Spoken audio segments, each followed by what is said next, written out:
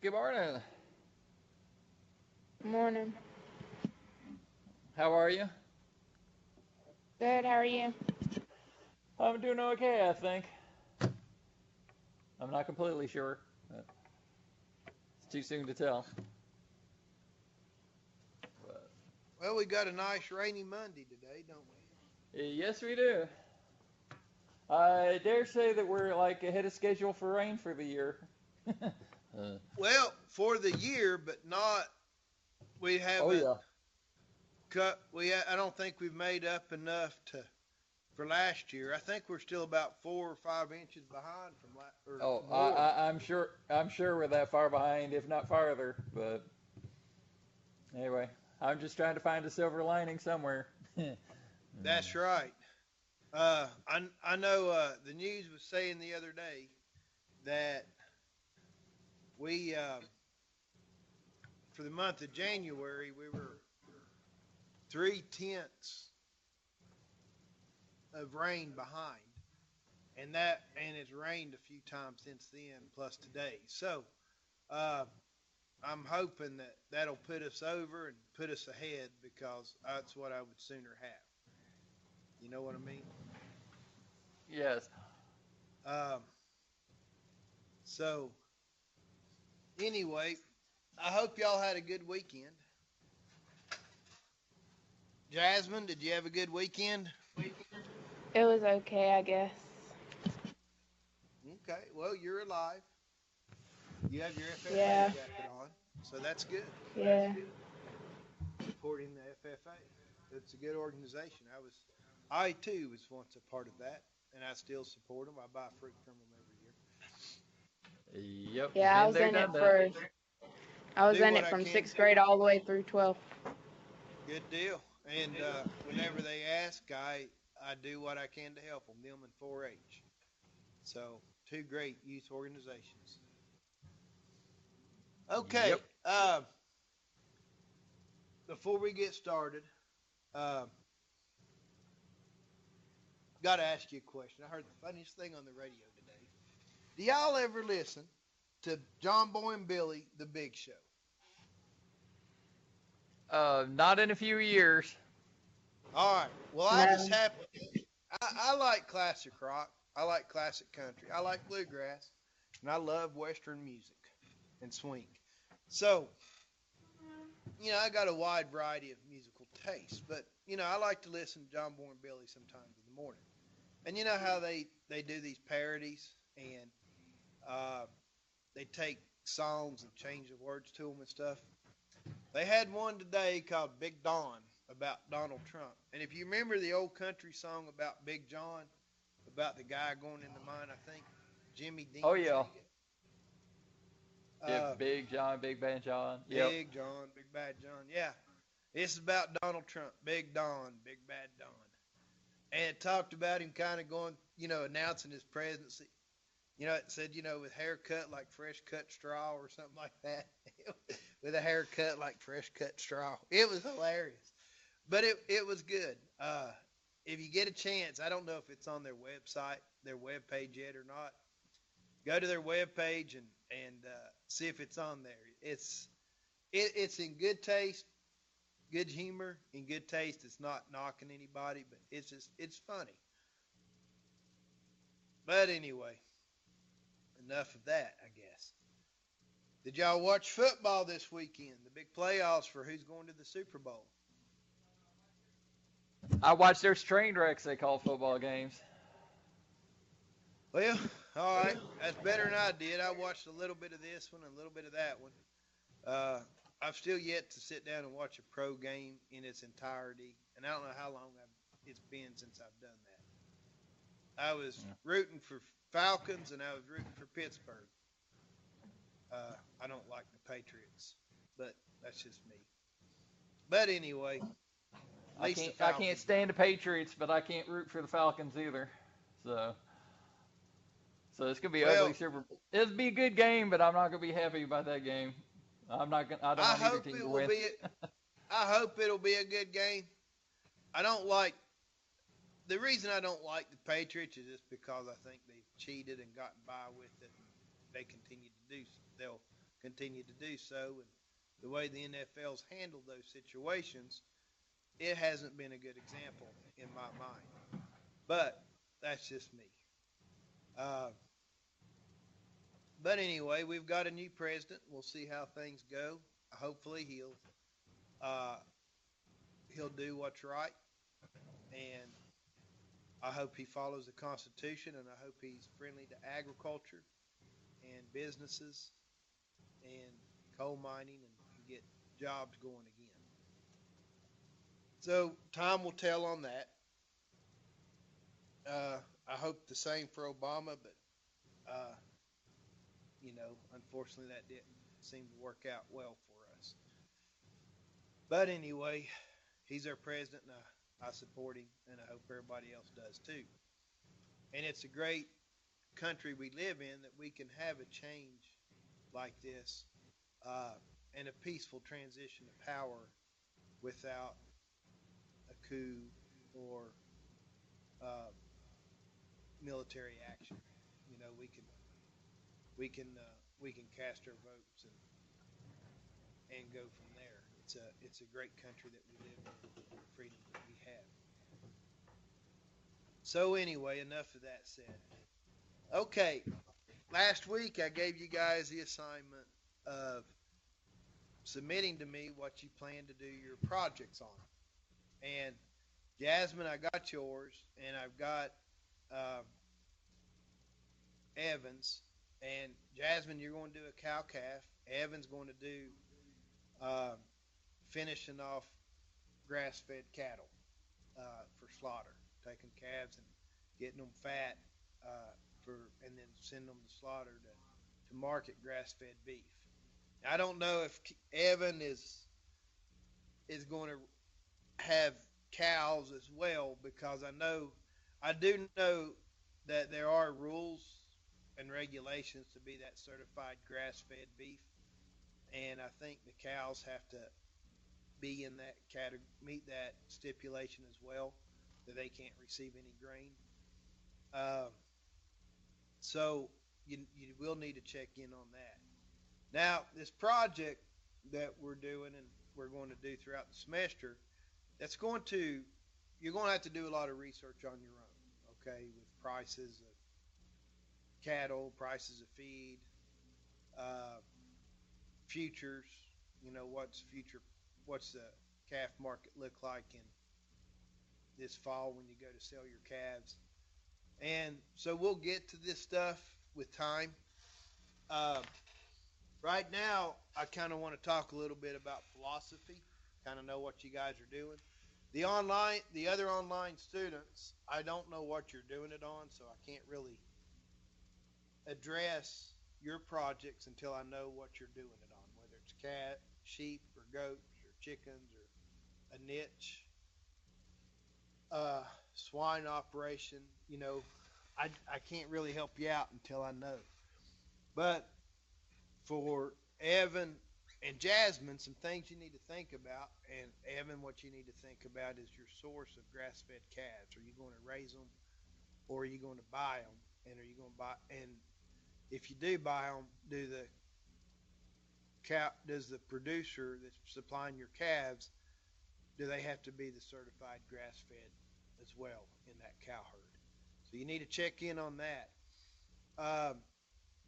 Now, Jasmine, some of the things that you need to start thinking about now with your cow-calf operation is, when do you want to calve your cows?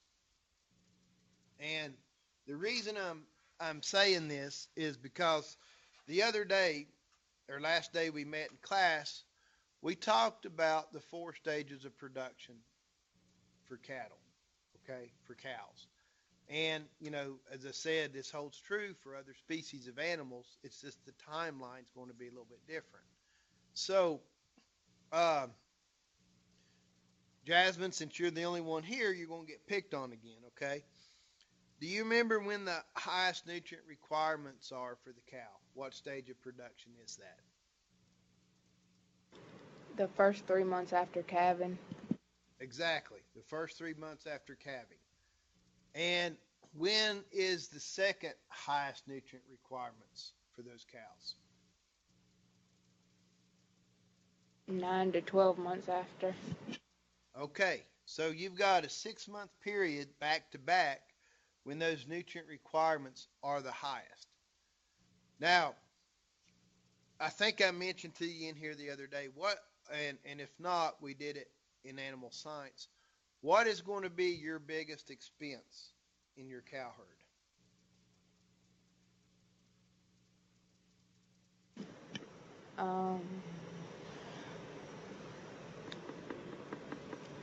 The feed, I guess. That's exactly right. Your cost of feed. Okay? Some operations, it's up to 70% of their cow costs. Okay? So feed is your largest expense.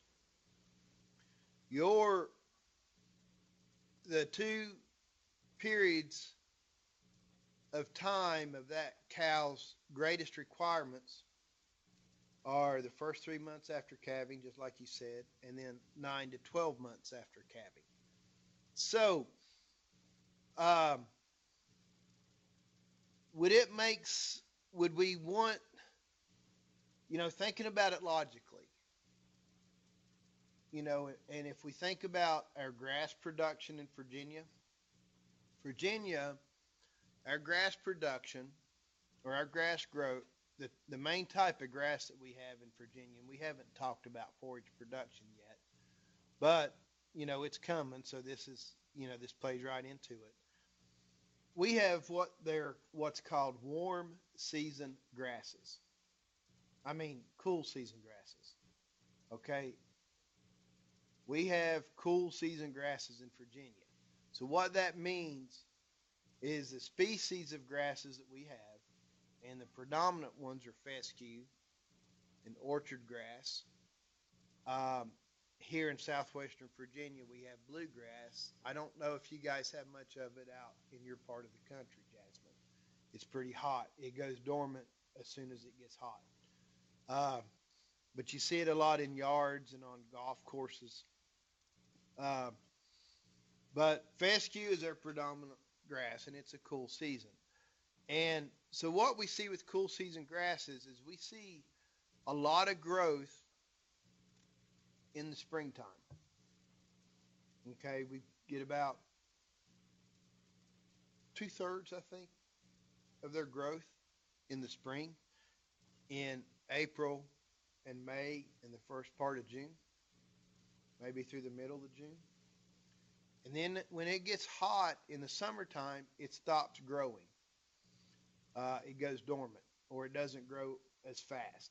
Different species have different tolerances of heat. And then when it starts cooling down again, in about September, we'll start seeing a lot more grass.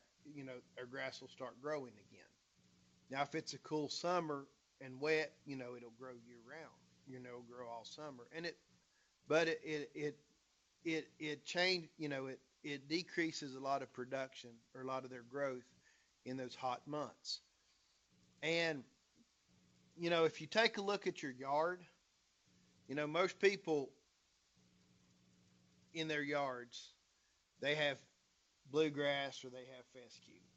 And so if you think about mowing your grass, you mow your grass pretty heavily in the spring, right? About July and August, do you mow it every week? Yes.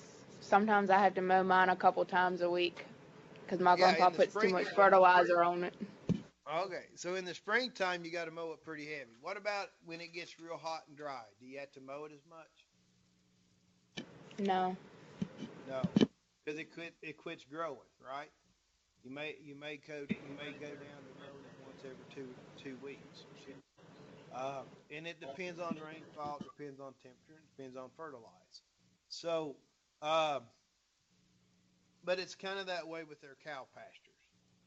When your yard, if you have fescue or bluegrass for your yard, when you quit mowing it in the summertime, it's not growing very much, even out in the pasture. So that's kind of similar. So just thinking about this, the cow's requirements And the way our grasses grow, when do you think would be a good time to have it for your cows to calve? In the spring, Okay. And why would that be? because that's when they need the most nutrition requirements and they eat more. Okay. And you're getting a lot of your growth for your grasses at that time, correct? Yes. Okay. I'm I'll agree with that. Okay? That's a good time to calve. Harlan Hughes, he's an ag economist. He writes a lot for Beef Magazine. And his theory is if you have a spring calving herd, is that you should calve, in his opinion, you should calve approximately about 6 weeks prior to you turn your cows out on pasture for the summer.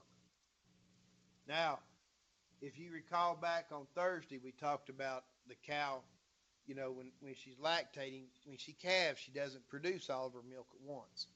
It builds up as that calf gets bigger, and then she hits peak milk production at about 6 weeks of age. So, thinking about what Harlan says, if you can turn them out on summer pasture, kick them out, about 6 weeks after calving, that's about the time they're going to be hitting peak milk production, and hopefully you've got good grass, and that could sustain your cow. And that theory works really well. A lot of people do it. They'll calve around here, they'll start calving in March. Typically in southwestern Virginia, most farms, not all, I'm one of them. I'm an exception because I'm really high on the mountain, and so I really, a lot of people turn their cows out to calve. The general rule of thumb is about April the 15th. Is that about when you turn yours out? About the middle of April there, Tom? Are you still with us? He might have left. All right. But April 15th is about the general rule of thumb in Virginia to turn cattle out because the grass is growing fairly decent. And you may have to feed a little bit, but my farm, it's usually about May the 1st. And that's because of my higher elevation and my lack of soil fertility, because I just don't have the money to fertilize. But, that can be remedied with a fertilizing. But the high elevation, it's still going to be about April 15th or about May the 1st for me. So every farm's a little bit different. So if you're going to do a spring calving program, I would be looking at calving around, the 1st to middle of March to start my calving. So I could be ready to turn out the end of April, 1st of May. Hold on, I've got a phone call coming in on the phone. Let me take this. It's my dean's office. Hello? Yes, ma'am.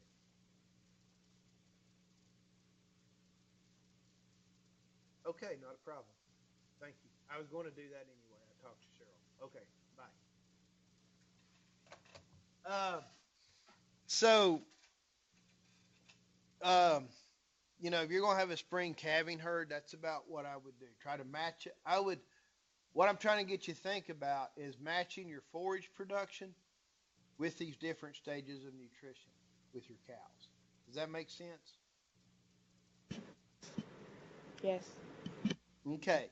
Now another common time for people to calve their cows is in the fall. Remember, with the cool season grasses, we get a regrowth in the fall. And so they'll calve like September, and they'll breed back in December. And so, they'll wean their calves. Some of them wean kind of early, like around January or February. Some will wait until April. March or April. Everybody's a little bit different. Doesn't make it wrong. It's just what works for them. And so what happens with that deal, the reason that works as well is because your cows have been grazing summer pasture at least 2 or 3 months without a calf on them, and they come into calving season pretty fat. Okay, and they're in really good body condition. And what science has shown is if cows are in good body condition when they calve, they can stand to lose some weight and breed back really well, and still breed back good, acceptable rates. If they're skinny going into calving, then it's hard to get them bred back. So that's one reason the fall calving works, is because they'll come into calving season fatter than a butterball. They're still, they're good forage managers, so there's still forages for those cows to eat after they calve, and then they breed them, and once they get them bred, that's good.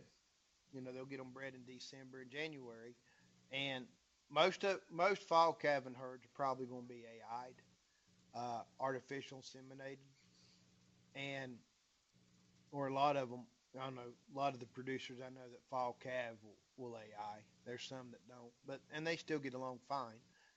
But they get bred December and January, and sometimes they'll pull those calves off fairly early, when they're about 4 or 5 months of age. And what happens, and the reason they do that is because, one, it's cheaper to feed that young calf than it is a big cow, because just the weight difference. You're talking about a 400-pound calf, or a 300 to 400-pound calf, compared to a 1,200-pound cow. So volume-wise, they're not eating as much. The cow's bred. Hopefully she's bred, and she's not milky. So, they just rough her out on some hay. She loses a little bit of weight. That's okay. She's already bred. They get her by with just some hay and rough forage, and then in the summertime she gets fat and starts over again. Also, they're looking at marketing their cattle.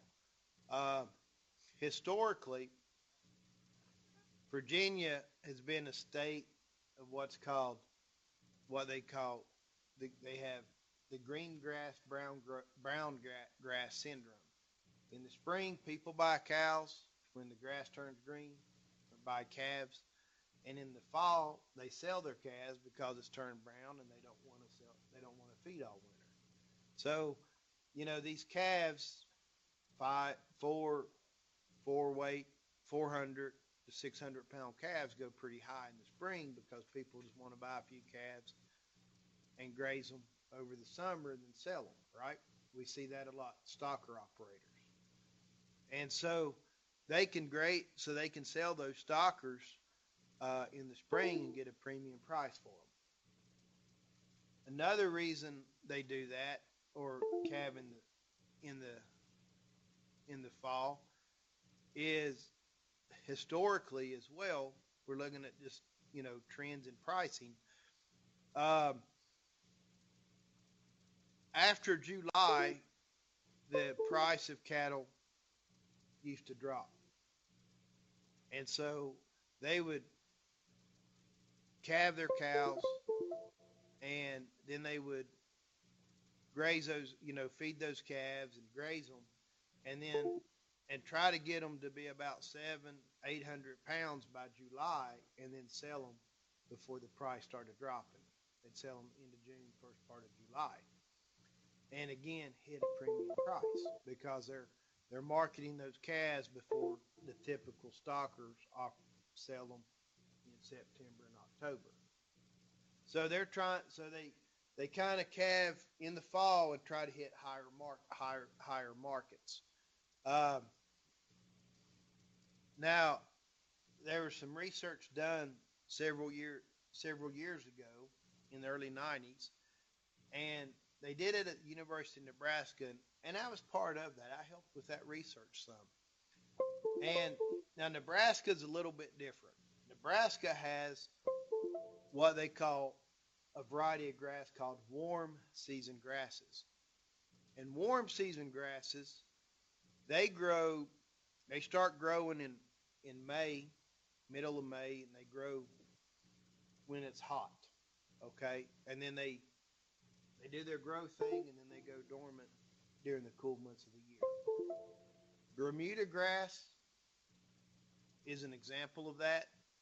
Uh, we see a lot of Bermuda grass on golf courses.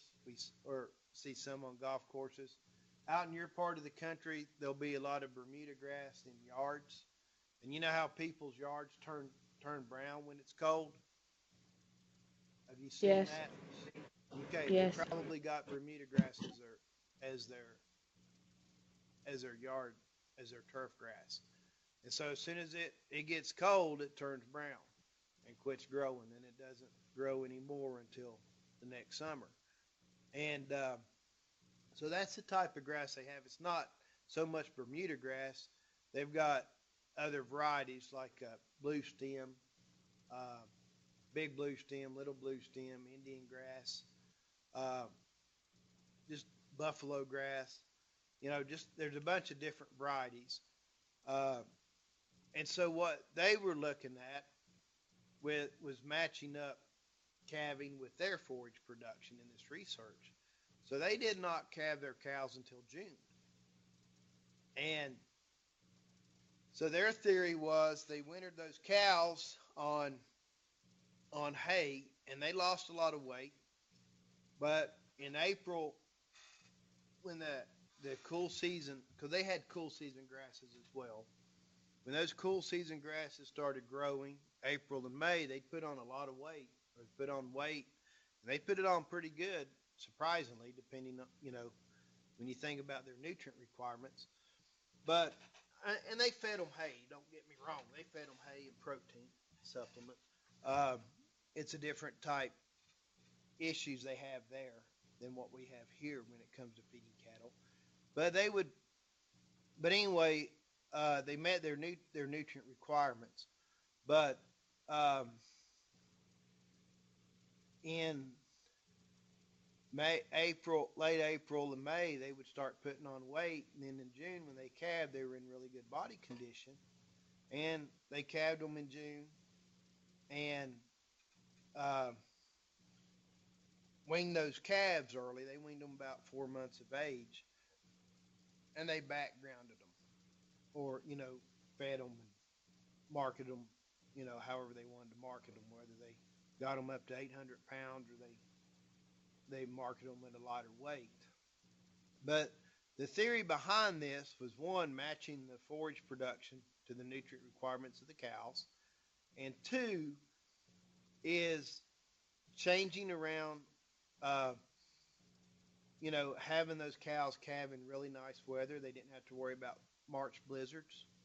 And three, normally they're kind of getting in the planting season for corn and things like that. So it's also, with the spring calving system, it's your busiest time of year on a farm if you raise crops, because you're calving, you're trying to get your fields ready to plant and beginning to plant. So they did it and looking at lessening the workload in the spring and matching the forage production with the cows' nutrient requirements. And that has worked really well over the years. It has some problems, some drawbacks. If you're breeding in June, or if you're calving in June, you're going to be breeding in June, July, August, September, right?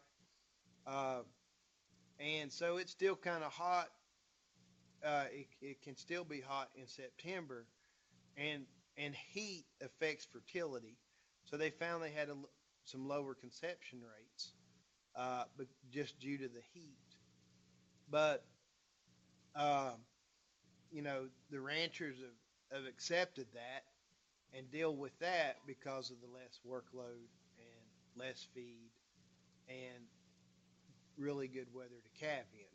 So, there's different ways of there's different ways of doing things.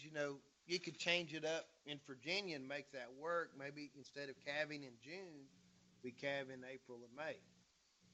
Uh, there's a guy I know in Whitful. He's a really good farm manager, and he calves his cattle in April and May, and he really backs off on the hay on how much he feeds. Uh, he's actually calving in, I think, in middle of May, first part of June.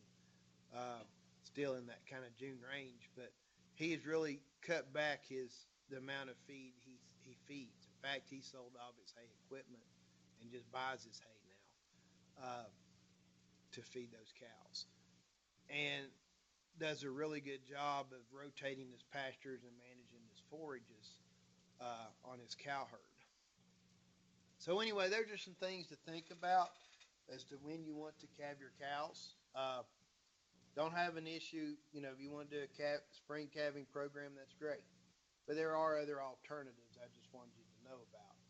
Now, some farmers around here, and they're good farmers, some of them are.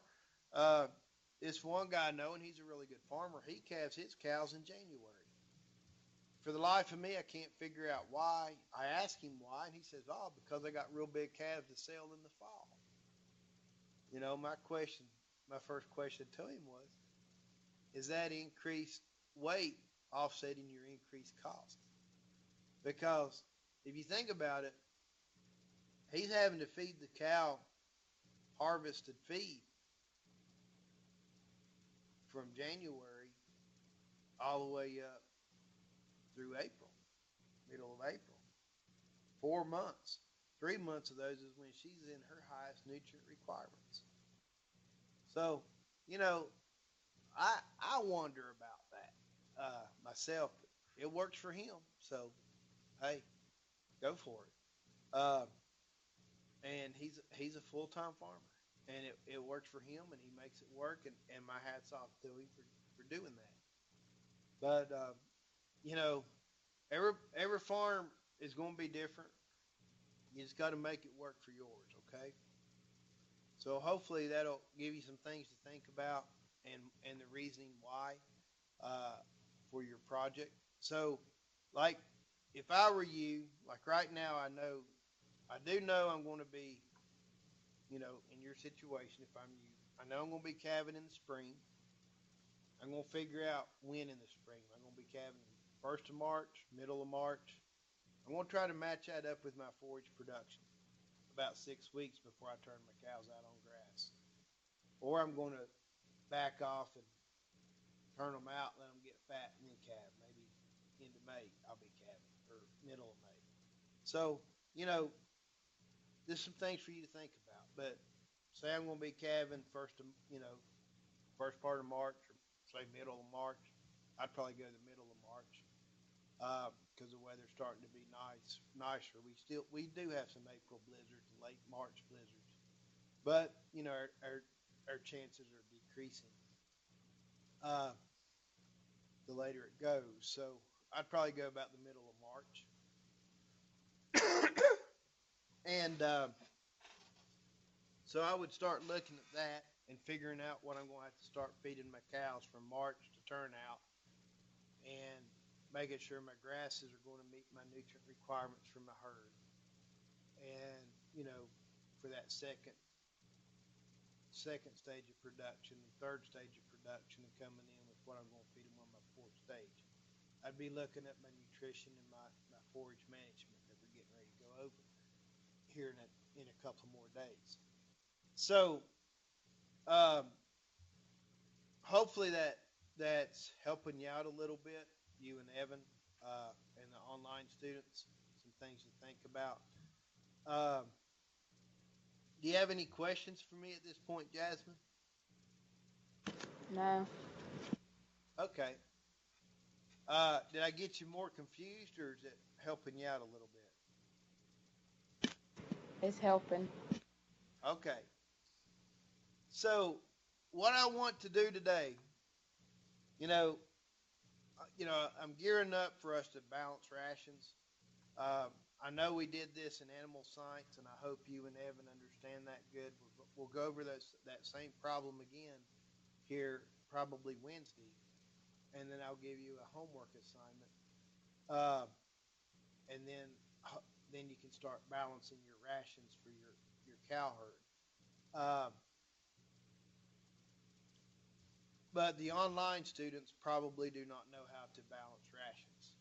So that's why I need to go over that again, because I don't know if I don't think they were in my animal science course. So, as I said, you're going to have several rations in your project that you're going to have to work out and show me. Okay? So I want to make sure you understand that. So we talked a lot about the stages of production last week. Today, I want to talk about body condition score. Now, body condition in cattle, and we hit about this a little bit last week. It's a very high correlation between body condition and getting their cows bred back. It's crucial, okay? And if we have a cow-calf operation or market lamb operation or goat operation or a horse breeding operation, we have to have our animals bred back or we're going to go broke, okay? It can be a quick death if they don't breed back because we just don't have any calves to sell the following year. Or it can be a slow death because we're not hitting conception rates that we need to hit, so we keep culling our cows because they're not getting bred back, and it could be, and we're losing money. We're not covering our cow cost. So conception rates are really important. Historically, I would tell you that conception rates, reproduction, is your most important economic trait. And it's being challenged right now by a guy, his name is Burke Tykert, and he's all about low cost production and very high management. And his challenge is that he's looking at it on revenue per acre. How many dollars are you getting back per acre on your farm? So he's really pushing forage management and getting as many dollars back per acre. And the cows don't get bred, get rid of them and buy you cows that will work in your type management. So, he's right with that. If your cows don't work in your management, you need to get a type of cow that will work in your management scheme. Or genetically select cows that work in your management. And he's also right that we need to get as much money per acre of our farm. Yes, sir. Are you there, Tom? Do you have a question? No, I didn't. Am I doing something that's causing some noises there? Well, no, I heard somebody speak up. I thought it was you. Oh, I'm experimenting with something with a sound here, and I might have accidentally sent it to you. Sorry about that. That's fine.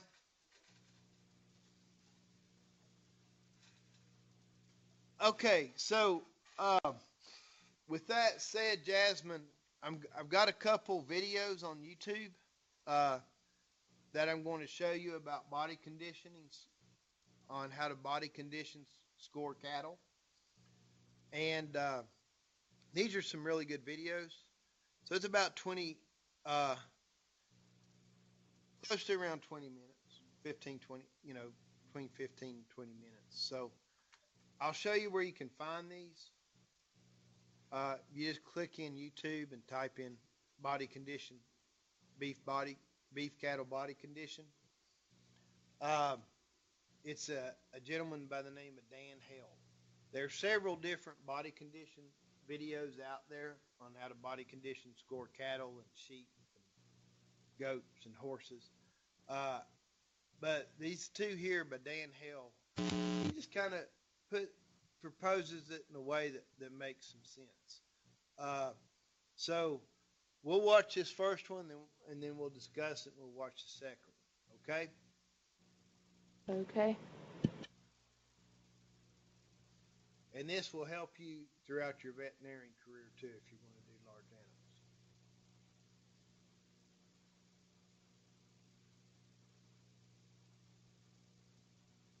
Let me cut this volume down a little bit on my end. I don't want it blasting. Which I'm heading out. Y'all have fun.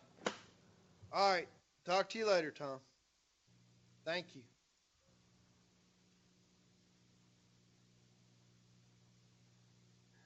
Body condition scoring may be one of the most practical management. All right. Can you hear that, Jasmine? Yes. Do you need it up a little bit more or not? It's good.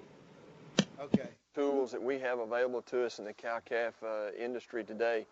It's a very simple, subjective visual appraisal system.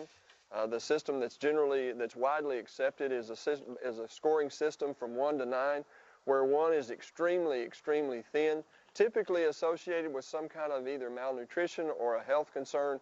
On the other end of that spectrum is a 9, which most of us would recognize as a very obese cow. Typically some production issues there as well, probably hasn't calved in quite a period of time, or maybe is just taken very, very good care of in terms of nutrition. The most important scores on the 1 to 9 system typically are from about body condition score 3 to about a 6 or 7. We know, again, based on tons and tons of research, we know that these cows need to be in a body condition score 5 at calving if we hope to maximize their chances of rebreeding and calving again in a 365-day interval. It's not economically, if we wait until cows are already in lactation with a calf at side, it's not economically feasible to appreciably change body condition score, because we know that's a period of highest nutrient demand in that cow's productive annual production cycle. So as we look at some of these cows here today, I think the way that the places I look, certainly as I appraise these cows, I think we want to look, and in the way I teach the system is, if you look at a cow and you see ribs, we're thinking body condition score 4 or less. If I look at a cow and I see no ribs, I'm thinking body condition score 5 or greater. I think the other places that we assess condition, we can look in the brisket for distension or fat deposition in the brisket.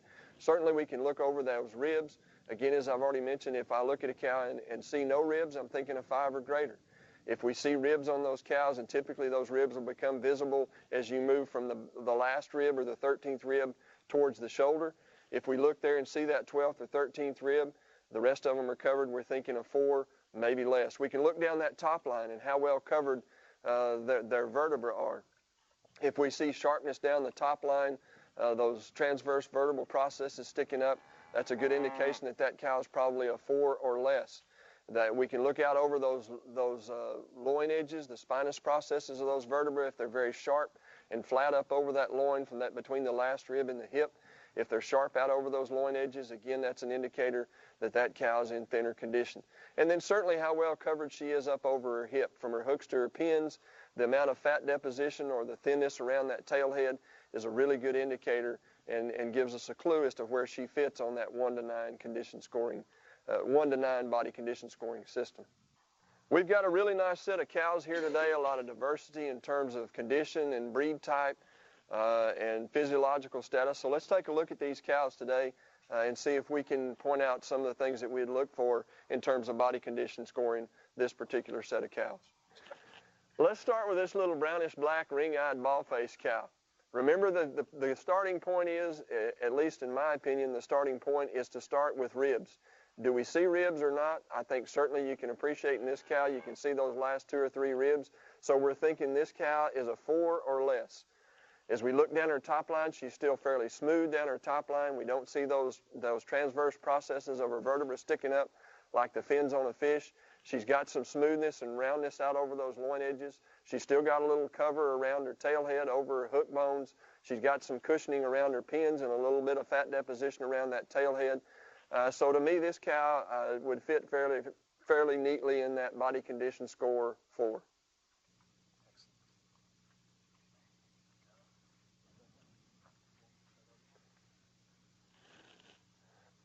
As we look at this little black cow, you can, with a white stocking on her left hind leg, a cow that you can certainly begin to see more of a skeletal outline than some of the cows, the heavier conditioned cows that we've looked at. You can appreciate the definition between where her neck ties into her shoulder. You can see her shoulder blades beginning to pop up there along her top line. You can appreciate certainly the fact that she's a little sharper down her top line. She does have an extremely high tail set. That doesn't necessarily come into play in terms of her body condition. A cow that's beginning to get a little tucked up in her rear flank, she's really neat, clean, and tight up there in her brisket. You still don't see you don't see evidence of ribs from this angle. A cow that I think you consider the tightness and hardness up there in her shoulder, how clean and tight she is in her brisket. She's beginning to get a little tucked up in her rear flank. She's sharp down her top line, a cow that to me is right there on the borderline between a condition score 3 and 4. The fact that we don't see any ribs in this cow, I think we have to call her, if we had to call it one or the other, we call her a body condition score 4 today. Okay, as we evaluate this little black cow, we start and look there for evidence of ribs, and I think you can appreciate that you can see those last couple of ribs, so we're thinking body condition score 4 or less. As we look at this cow, if we want to start on her front end, and we appreciate the fact that she's very clean and tight up there in her brisket. Her shoulder still got a little bit of cover, a little bit of condition over it. She's still got some condition down that top line. She's got some condition back there around her hook bones. She's beginning to get a little sharp up over her tail head. No evidence of condition back there in her rear flank. So I think as we consider it all and the fact that we can see those last 2 or 3 ribs, this cow is probably in a body condition score of 4 today. Okay, as we consider this Charolais cow, again, evaluating her using our primary evaluation tool, and again, realizing this is a continental European kind of cow, heavier muscle. We start there at that last rib, and I think you can see right there where that color kind of changes on her side. You can see those last 2 or 3 ribs, so we're thinking this cow is probably a 4 or less. You can appreciate that this cow is a little bit harder up in her shoulder. You can see that more definition in her shoulder. She wants to be, you can see the outline of that shoulder a little better than some of these cows that have got heavier condition. You can appreciate that she's beginning to sharpen just a tad down her top line. She's got a little bit of draw on her that you can see as she moves away there in front of her hip. She's still got some distension and some fleshiness up over that tail head, up over the top of her hip and around her tail head, but she's certainly beginning to sharpen up over that tail head as well. The fact that we can see ribs, there's no distension up there in her brisket. She's pretty hard and well defined in her shoulder. You can see those last 2 or 3 ribs, the sharpness down her top line that's becoming apparent. I think this cow would be pretty solidly right there in a body condition score of 4. The bigger Brahman influence cow there, the ball-faced cow with some white in her underline, I think again as we apply that initial evaluation, we don't see any ribs on this cow, so we're thinking that she's going to be a 5 or greater. This cow, again, very, very, very smooth up over her shoulder. You don't see any evidence of her shoulder blade there. She's very smooth up over her shoulder, flat down her top line. Again, got some conditioning up around her hook bones, some flesh in there between her hooks and her pins, some fullness around her tail set. She's got just a tad bit of fat you can see there in her brisket. She's certainly not distended in her brisket, but she does have some fat deposition there. So when I look at the fat deposition in her brisket, her smoothness and flatness down her top line, smoothness over her shoulder, the fat deposition up over the top of her hip and around her tail head, and the fact that I don't see any ribs, I would call this cow a body condition score of 5.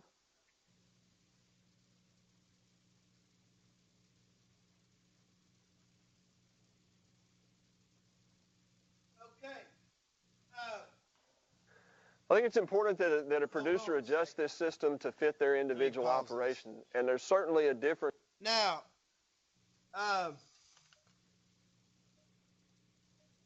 Jasmine, you can speak up so I can see you again if you don't care. Swapped up. Yeah. Keep speaking. Okay, there we go. All right. Now, first off, did you understand this terminology that he was using? Brisket, ribs, tailhead, hooks, pins. I wasn't sure about the hooks and pins, but the rest of it I knew. Let me get back here. All right. This cow right here, you see her hips? Yes. All right, there's her hooks. The front of the hip bone sticking out is her hooks. Uh-huh. And the rear part of that bone sticking out on her hips are her pins. Okay. Okay. The hooks and pins and the tail head. And then he was talking about the spiny processes and the loin edge. That's going to be that right through there. That loin. Okay. And the spiny process is sticking up. Okay? Or the vertebrae. Makes sense? Do you understand that now? Yes. All right. Okay, so you remember in animal science I had you learn parts of the cow? It's coming back. Yes. It's coming back again. Yay. The hooks, pins, the brisket, the shoulder. Okay, these are places we look for fat deposits. You know, like he said, the first place I'm going to look is my ribs. How many ribs? Can I see the ribs or not? And if so, how many ribs are showing? The ribs are showing, it's going to be 4 or less. If it's not, it's going to be 5 or above, right? Simple rule of thumb on that. So when we're body condition scoring cattle, we're going to be looking at the ribs, and this is going to be a test question, okay? You're going to be looking at the ribs. You're going to be looking at the brisket, how much fat is there, in that, between their front legs there and that loose skin, the brisket. You're going to be looking, I look at the top first and then I go down because it's harder, fat goes from the bottom up like on people, goes your stomach and up, then on up. But, so I'm going to be looking at the ribs. I'm going to be looking up here at the hooks and the pins. So I'm looking at fat at the ribs, the hooks, the pins, the tail head, the spine. Then I'm going to be looking at the brisket, hooks, the pins, ribs, tail head, loin, the brisket. So those are the places we're going to look, those 6 places. So, you need to know where you're going to look for fat deposits for the cows. The other place you're going to look is what they call the twist, which is in between their rear legs. If you take a look at, you're going to look at muscling in that hip and the amount of fat there in their inner legs. That's another place you can look. If you think about, looking at judging muscle in livestock, look at people. Compare a football player to a marathon runner. A football player, how do they walk? A big lineman, them big old legs. They're more spread out. Yeah, they're spread out. It's a term in the cattle, in the livestock industry, we call tracking wide. They're wide, they track wide. Whereas a marathon runner, their feet are pretty close together, right? They don't have all that bulk up there in their thighs to spread their legs apart, right? Yes.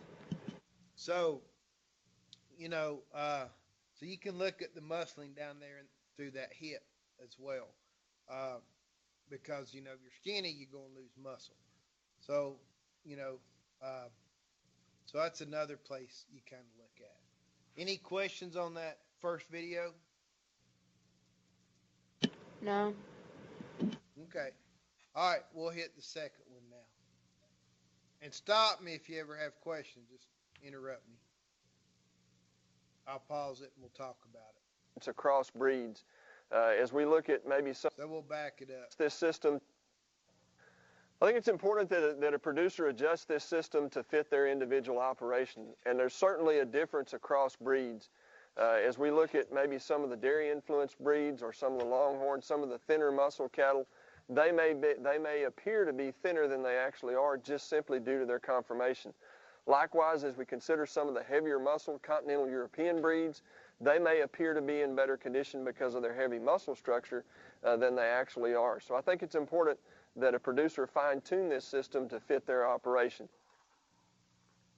You know, condition scoring is not all what you don't always have each individual cow to look at. And I think as we consider these two Brahman cows, and again making adjustments by breed as we talked about earlier, I think you can appreciate just with those two cows standing there side by side. Number one, there's some obvious difference in age. The little heifer on this side is a first calf heifer, mature cow on the far side. But I think even at that, you can appreciate there's a significant difference in condition score between these two Brahman females. The little heifer on this side, you can appreciate her skeletal structure being much more visible. She's very sharp up there where her neck ties into her shoulder. You can see ribs way on up there, almost to right up behind her shoulder. She does have a little draw on her here today, which makes her look a little thinner than she actually is. But a heifer that you can see most of her ribs, she's very sharp and distinct down her top line. You can appreciate the edge of those transverse processes in her loin between the last rib and the start of her hip. She's very sharp out over that loin edge. She's sharp up over the top of her hip. She's beginning to indicate that she's losing maybe a little bit of her muscle volume, especially back there in her round area. A little heifer that I think certainly you could, if you got her, you couldn't score any higher than probably a body condition score 2 today. The older cow, I think as you can appreciate on her as she walks away, very, very smooth in her overall appearance. You see no evidence of ribs, so we're thinking of 5 or greater. As we look at her, she had some distension up there in her brisket. She's very flat and smooth down her top. She's got some evidence of poning or fat deposition around that tail head. She's very smooth and well covered from her hooks to her pins. A cow that I think is, again, since we see no ribs, we're thinking 5 or greater. When we consider the evidence of fat deposition down her top and up there in her brisket, I think for a Brahman cow, we could very safely call her in a body condition score of 7 here today. Body condition scoring is much more effective if a producer has a well-defined breeding system, if a producer has a well-defined breeding season. As we look at this set of cows that's gathered around us here today, there's cows in every stage of lactation and in several stages of pregnancy, so it makes it much more difficult to interpret the body condition score as for the entire herd. These cows are all pastured together, and so we almost have to feed them according to the thinnest cows with the greatest nutrient requirement if we hope to meet their needs and keep them productive. I think as we assess body condition score on cows, it's important to really pay attention to where they are in that middle third of gestation. Typically by then we've weaned that calf off of her. That's the most effective and efficient time to adjust that body condition, because we know as she moves into the last trimester of pregnancy, the nutrient requirements, about 80% of that fetal development occurs in the last third of pregnancy, and her nutrient requirements rapidly escalate up through calving and then certainly the first half of lactation. So it's important that we make those condition adjustments in that middle third of gestation, or certainly as we move into that last 1/3 of their pregnancy. Well, this red or yellow white-faced horn cow, I think really is posing well for us to evaluate her body condition score today. A cow that appears to maybe be fairly heavily bred, about to calve, a cow that's just beginning to take on that smooth appearance. We don't really see evidence of ribs, so we're thinking of 5 or greater. As we start up there on that front end, we begin to appreciate that there's a little bit of distension up there in her brisket, some evidence of fat deposition there. She's very smooth where her neck ties into her shoulder. She's very smooth in the appearance of her shoulder. She's straight and smooth down her top line. If we were able to turn her and get her to go away from us, you could see that this cow is very flat across her top. She's got some fullness and distension, some roundness out over those loin edges. A cow that's got some fat deposited up over the top of her hip. She's got some fat tucked neatly in there around that tail head. We see no ribs. I think this cow's pretty solid condition score 5 as we look at her today. The red cow, the red and white faced horn cow, is in a body condition score 5, and that's the condition that we've talked about. It's critical that those cows be in that condition or better at calving. Again, if we hope to get them rebred and calved again in a 365-day period of time. I think as we look at cows, and if we're looking at some cows in the middle, 1/3 of gestation, and let's say they're in a body condition score 3, we realize we need to make some adjustments. We primarily do that with nutrition. Assuming there's not some health issues there, then we need to ramp up that nutritional program, which might mean providing additional forage. It might mean moving them to better forage. It might mean changing the quality of the hay or providing hay or changing the quality of the hay. Or in many cases, it means intervention with some type of a supplementation program. Obviously, the goal of a supplementation program is to truly supplement the forage base that's there, whether that's forage out in the pasture as we have here around us today, or whether that's hay being fed in a ring. The goal of a supplementation program is to supplement the nutrients, primarily protein, energy, and minerals, of the forage that those cows have to work from. Okay. Injection sites and techniques. So, what did you think about that?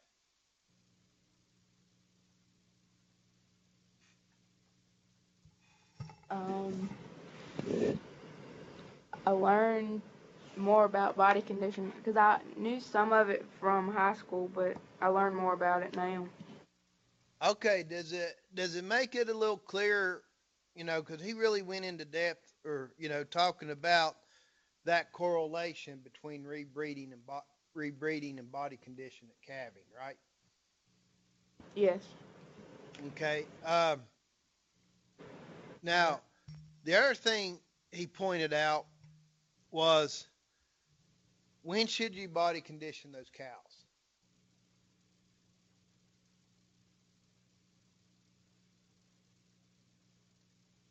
Before they're getting ready to calve.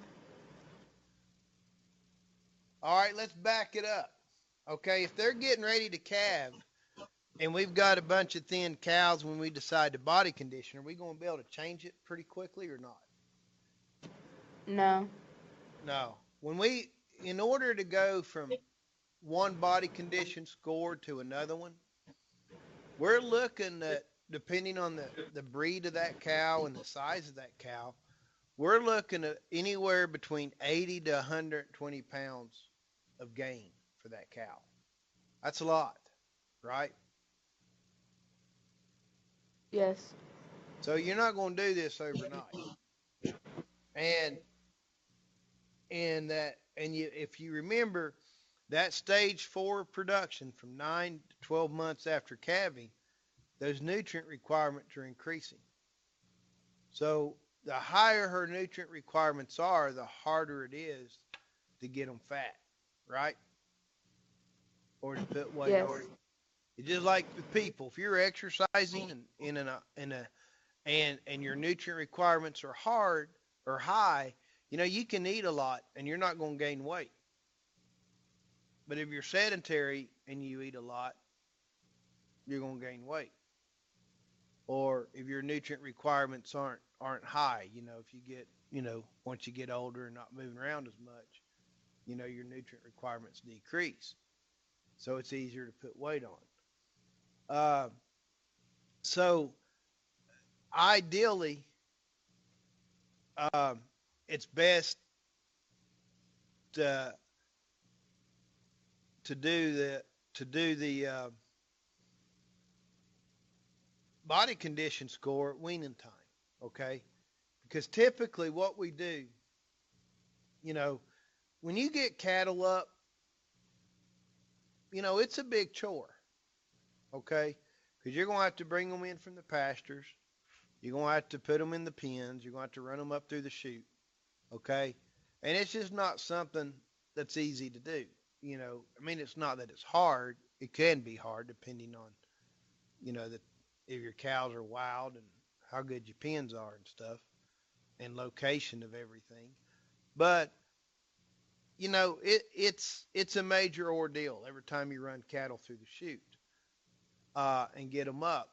So when we wean our cattle, okay, we're going to bring, about 4 to 6 weeks before we wean, we're going to bring all of our cows in and calves, and we're going to give a set of vaccinations to our calves, pre-weaning vaccinations. Then we're going to kick them back out.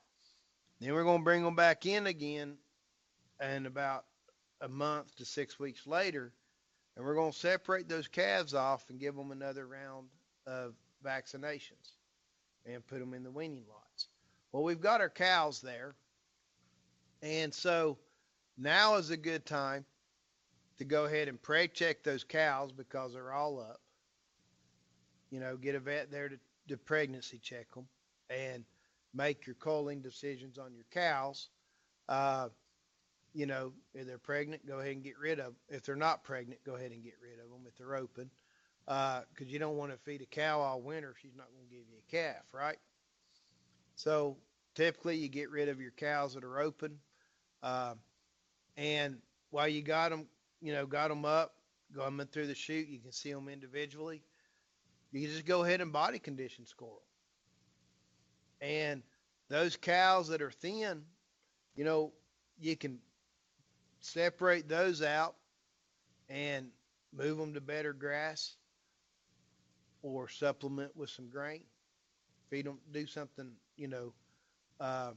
nutritionally to try to get them in better health or get weight on them. Because that third stage of production, 6 to 9 months after calving, hey, that's when their lowest nutrient requirements are. Make sense? Yes. So that's when we want to be body conditioning, because if our thin cows, we can pull them out, we can treat them differently, and get them back up in good body condition prior to calving. Preferably before they hit that 9 to 12 months range after calving. We can get them in that 6 to 9 months after calving, get them in good body condition, and cruise them on through to calving.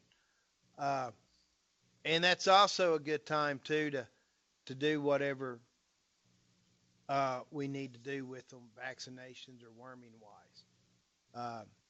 So when we work cattle, we're going to try to get the most bang from our buck of doing what we need to do. So when we get into the health situation of when we need to vaccinate our cows pre-breeding and pre-calving and stuff, we'll take a look at that a little bit more closely with vaccination schedules for cows and calves. But remember, that's a good time to do that prior to calving, or at weaning time, so that they're in good body condition prior to calving. And that's another reason why we like a defined calving season. I know a lot of producers will just calve year round, or they'll have a really long, drawn-out calving season. And it's hard to manage your cows as a group if you're calving throughout the year, or have a 4 to 6 month calving season, because everything's in a different stage of production. So, make your life easier by having a defined calving season. 60 days, 30 to 60 days, depending on the size of your herd. And,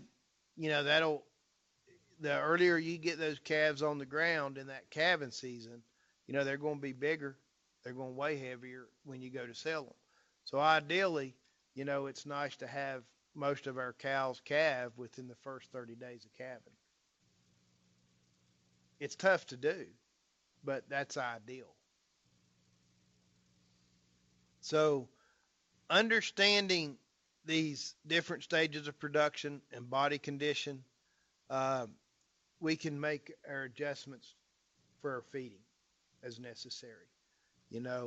Our body condition on our animals tells us a lot about their nutritional state and their health state. They have a nice shiny coat, good body condition.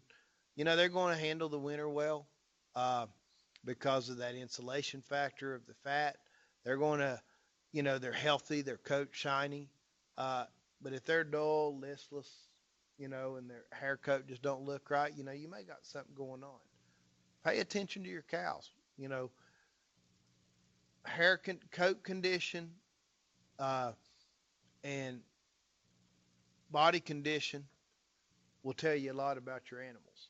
Okay. And what we want to try to do is to feed the body condition. We want to try to maintain them at about 5 to 6. We get that 8 and 9 deal. We're feeding them way too much. You know, so, we can keep them about a body, when we're feeding them, if we can keep them about a body condition score of 5.5 to 6, man, we're doing good. Summertime, they're grazing, they get up there, that's all right, because they're probably going to drop some in the wintertime. But when we get those body condition scores of 3s, we're going to be looking at some potential repro problems. You kind of seeing the big picture? Yes. Okay. So what we're going to do Wednesday in class,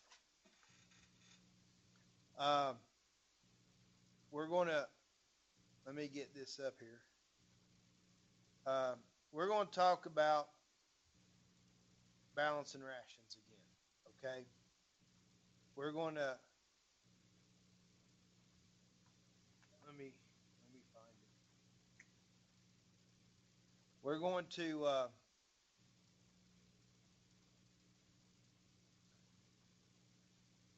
talk about the Pearson square. We're going to go over that example just like we did in animal science.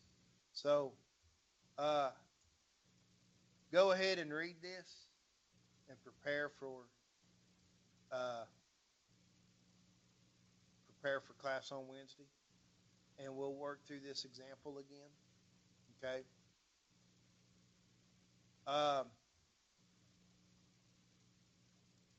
And then we're going to talk about. So we'll get through that example, and I'll come up with a homework assignment for you. Now, when you're doing your project, you see this right here, these feed on, this is in the January 9th folder, the feed composition tables. This will help you a lot when you're trying to balance rations, especially for summer, or when they're out on grass. If you can, here's your dry matter, your TDN, and your crude protein. And that's all we're going to worry about for this project. But say you're out here, you've got fescue pasture, you've got your cattle on. You can scroll down here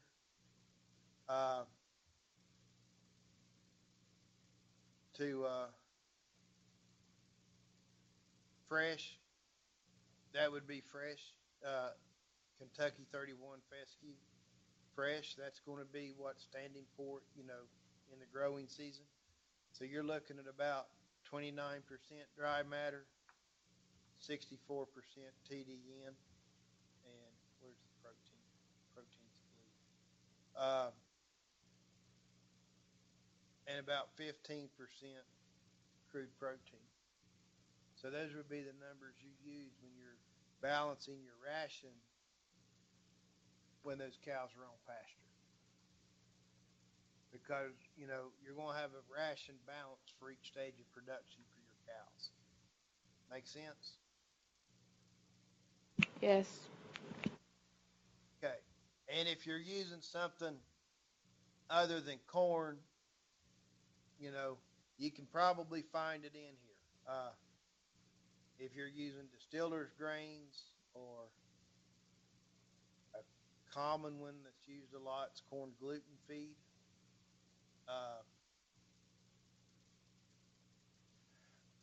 Cottonseed is used a lot, or not. Cottonseed hulls are also used a lot. The thing you got to be careful with cottonseed, feeding it to cattle. You can get by with it feeding it to cows and calves, but you don't want to feed cottonseed to bulls because it messes up their sperm. Okay, so keep that in mind. Cottonseed will mess up sperm, and they're not going to get your cows pregnant because there's a deformity in that on that sperm, and they're not going to be able to swim properly. There's corn silage if you decide to go with corn silage. So all sorts of stuff here uh, on this. Just common feeds, and these are general. Okay, you know, uh, it's just a general what they average. It doesn't make it right. You can put up hay, or you can go out in your pasture and take a sample, get it analyzed of fescue hay or fescue grass, and it'll be different than what's here. Okay, I guarantee it'll be different than these numbers. Your hay will be the same way. It'll be different, but it's just a general rule of thumb. Okay, in real life, what you need to do is take samples of your feed and get them analyzed, so you know what you're feeding, and it costs you about $15 a sample.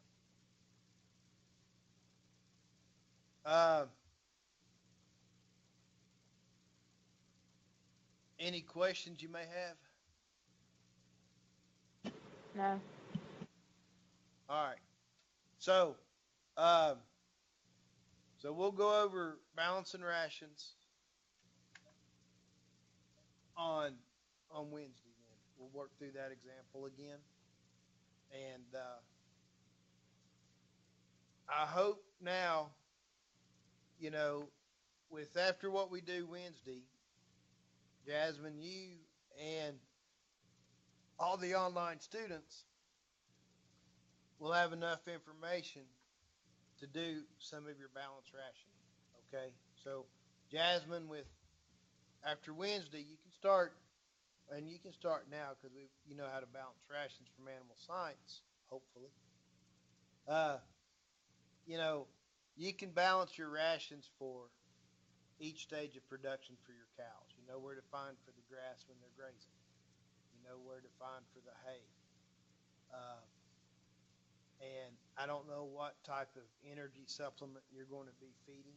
You may not need it. I don't know, but at least you can show in the summertime, balance that out on grass that they're meeting their requirements for that second stage of production. So you can start getting this stuff together. Okay. Okay. And so anyway, we're about out of time. Do you have any questions or anything? No. Okay. All right. I'm sorry that you're getting picked on all the time, but I promise you, you only got a couple of you've got a couple of more weeks to go, and Evan will be back to help relieve you of your duty of being in the hot box. Okay. All right. And I try not to be too hard on you. I'm just trying to, try to be like, we're just trying to be like a conversation here between you and I. So don't be afraid to ask questions and speak up. Alright. All right. Mhm. All right. Well, I tell you what, Jasmine, you go stretch your legs. You got Tom's class next, or is he on Tuesday? No, his is on Tuesday, but I don't have that class, so. Okay. Well, all right. You have a good rest of the day. Wear that jacket with pride. Yeah. Making fun of it in any way. Just wear it with pride. See you tomorrow. Okay. And I got your thing in you sent me, the job description. Uh-huh. And I'll get it graded. Maybe not today, but I'll get it graded today or tomorrow. And I'll email it back to you, and you can make whatever changes to it you want. Okay. You're not happy Okay. with your grade. All right. Thank you.